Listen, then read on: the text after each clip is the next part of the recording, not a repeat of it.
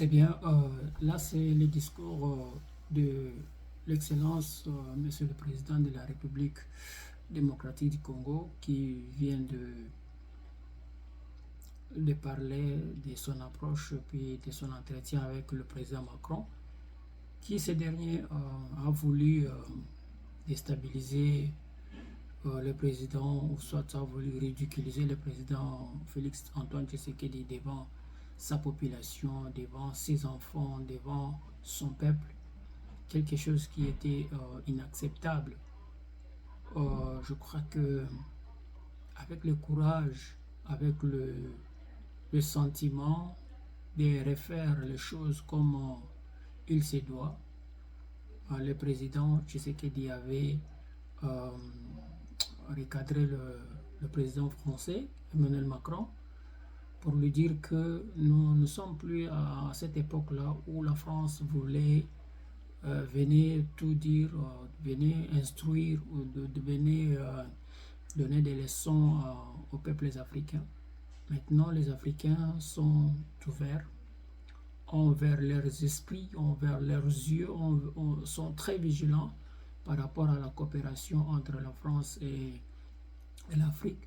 Cette espèce de partenariat ou cette espèce de partenarialisme, comme il avait dit, n'est plus à jour. C'est-à-dire les Africains n'acceptent plus que les Européens viennent les dicter ce qu'ils doivent faire. Et d'ailleurs, je pense que cette histoire doit interpeller tout le monde.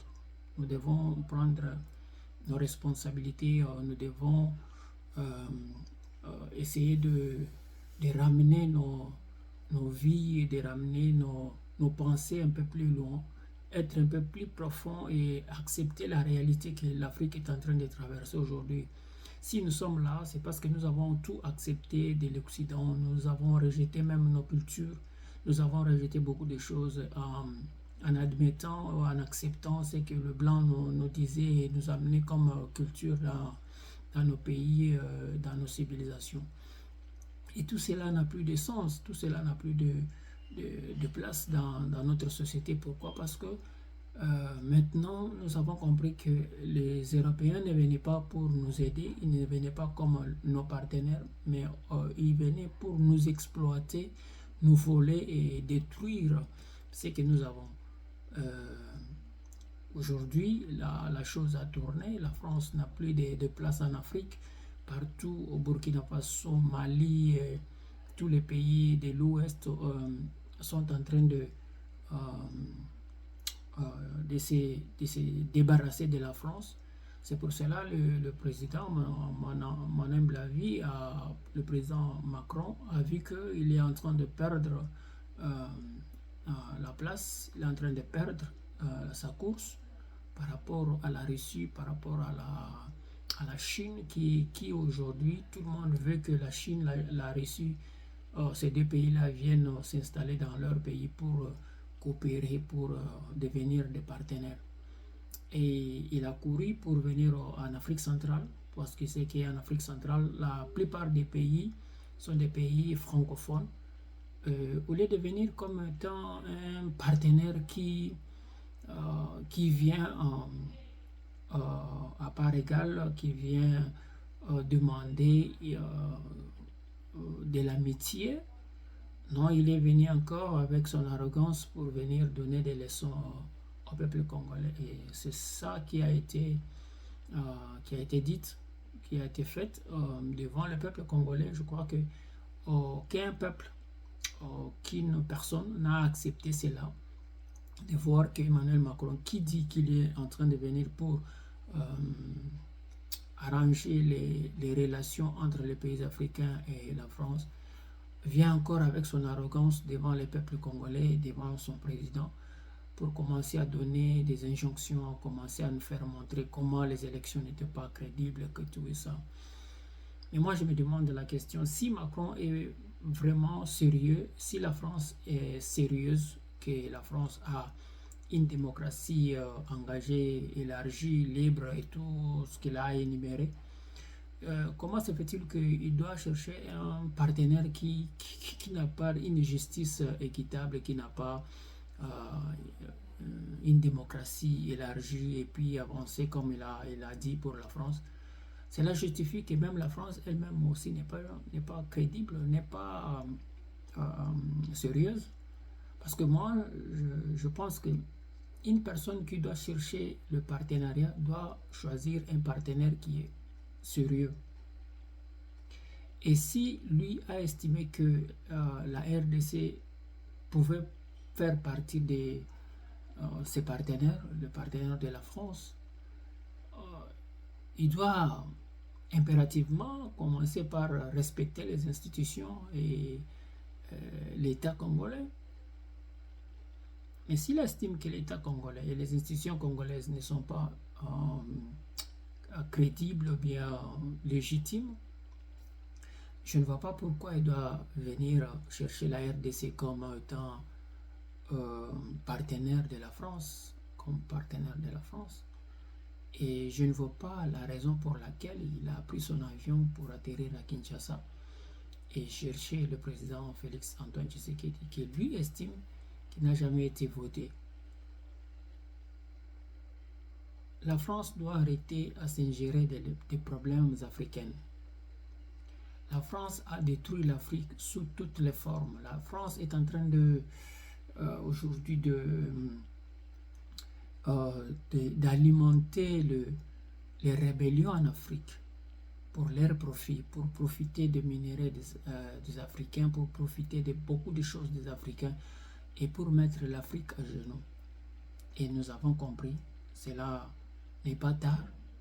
Nous allons continuer à travailler, nous allons continuer à accepter n'importe quel partenaire qui viendra avec un cœur sincère, avec des propos sincères, avec des projets sincères pour le développement d'Afrique. Et l'Afrique ne peut donner qu'à celui-là ce qu'il a besoin et continuer à coopérer normalement sans qu'il y ait des interférences de gauche à droite.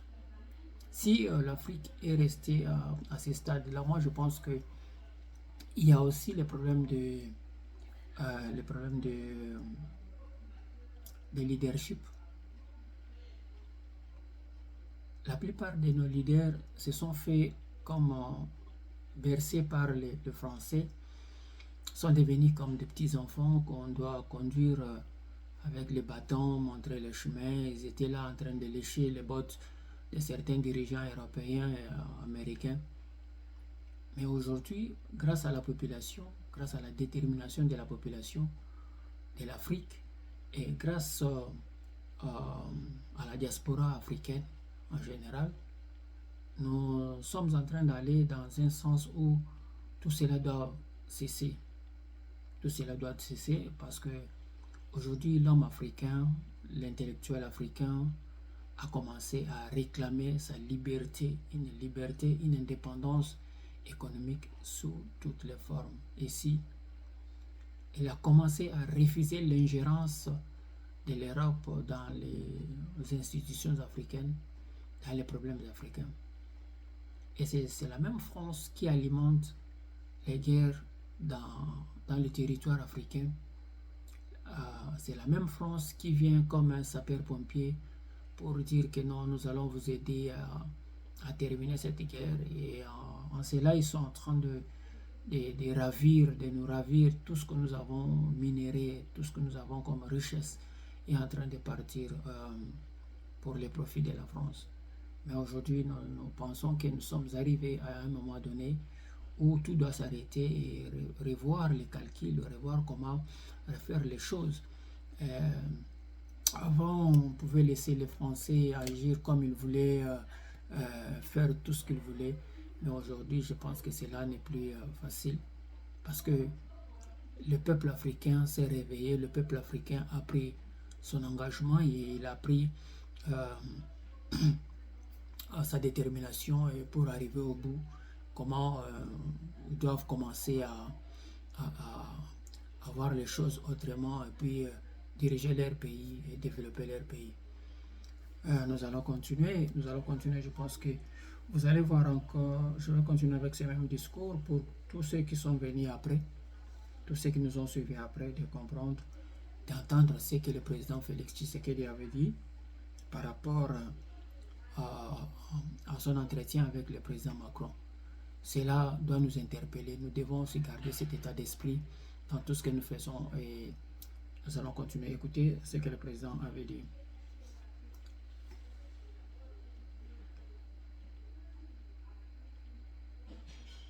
Mhm.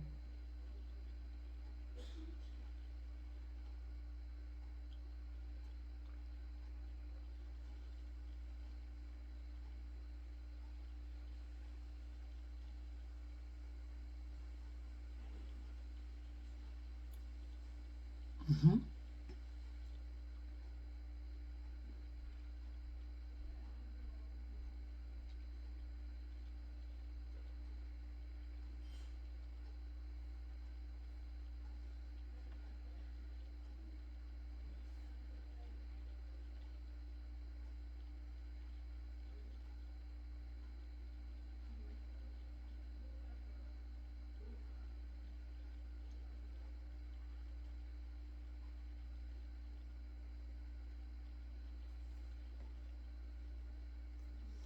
À la fin, il dit qu'il s'est réjoui d'apprendre que le président Macron, par rapport à cette approche, a essayé de recadrer, a essayé de revoir ses propos.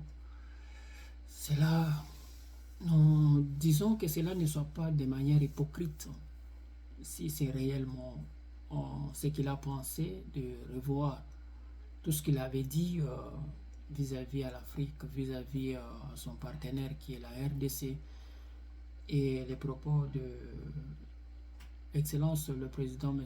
Félix Antoine Tshisekedi a essayé de l'interpeller pour revoir comment il peut penser, non seulement Emmanuel Macron, mais la France tout entière, et aussi euh, l'Europe, parce que ce sont les Européens qui pensent que jusque-là, nous sommes sous cette période de colonisation où ils doivent venir nous donner des leçons. Nous ne pouvons rien dire et nous ne pouvons qu'accepter ce qu'ils nous disent. Or, les temps passés, cette chose est révolue. Maintenant, chacun de nous cherche à développer son territoire, chacun de nous cherche à développer son pays. Je pense qu'il serait mieux pour eux de continuer de voir les choses autrement et pas pour que cela ne dérange qui que ce soit et cela ne dérange personne, mais pour que le développement soit intégral au niveau de l'Afrique. Et que si aujourd'hui, moi je pense, si aujourd'hui l'Afrique est développée et que chacun des pays africains est autonome par rapport à son économie, je, je me dis qu'il y aura moins, premièrement, il y aura moins d'immigrants, il y aura moins de dérangements et le peuple français et européen vivront en paix. Il y a trop d'immigrants, il y a trop de problèmes, c'est parce que les gens quittent l'Afrique pensant que l'Europe c'est le paradis. Or, dans le sens où vont les choses, euh, l'Europe n'est pas un paradis et l'Europe sera remplie de personnes venant de l'Afrique, des immigrants, parce que non, ils nous font croire qu'en Afrique il n'y a pas l'avenir. En Afrique il n'y a pas la vie. C'est pour cela qu'ils acceptent d'aller en Europe, ils acceptent d'aller euh, dans, dans ces pays-là pour chercher la vie. Et ce sont encore les Européens les premiers à se lamenter, à dire qu'il y a beaucoup d'Africains dans nos pays, le travail est devenu difficile et la vie sociale est devenue difficile. Mais oui, la vie sociale doit devenir difficile, le travail doit devenir difficile parce que vous recevez beaucoup d'immigrants qui viennent de l'Afrique où vous-même vous avez semé la guerre. Alors la France doit laisser l'Afrique libre. La France doit laisser l'Afrique faire le choix de ses partenaires. Et si les Européens sont sincères, ils doivent eux aussi commencer par être sincères envers eux-mêmes vis-à-vis de leurs relations avec l'Afrique. Ils doivent cesser d'être des partenaires qui ont des agendas cachés. Ils doivent cesser de venir détruire la vie des Africains pour récupérer leurs richesses, récupérer leurs fortunes, récupérer leurs sous-sols et tout ce que vous connaissez. Et moi, je pense que les peuples africains, nous devons nous mettre debout, laisser quand même ces temps-là de s'endormir, essayer de commencer à travailler pour le développement de l'Afrique. Et tous nos partenaires occidentaux doivent nous respecter. Ils vont nous respecter si nous sommes unis, si nous sommes capables, nous aujourd'hui, de donner le meilleur de nous-mêmes et de leur présenter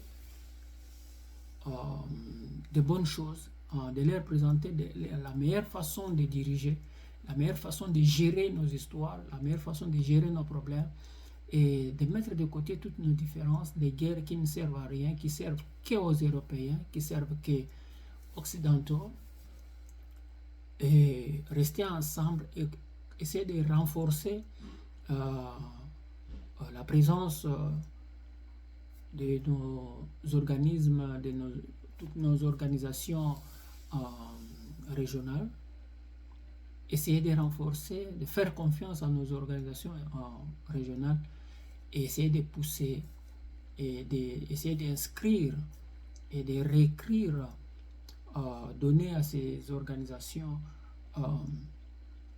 leur crédibilité et travailler vraiment dans la crédibilité, dans la sagesse, dans l'intelligence et puis dans la sincérité, ça c'est très important pour donner la vraie vision, le vrai visage des organisations africaines qui luttent et qui militent pour le peuple africain. Et cela sera très bénéfique pour nous et cela sera très bénéfique pour le peuple africain.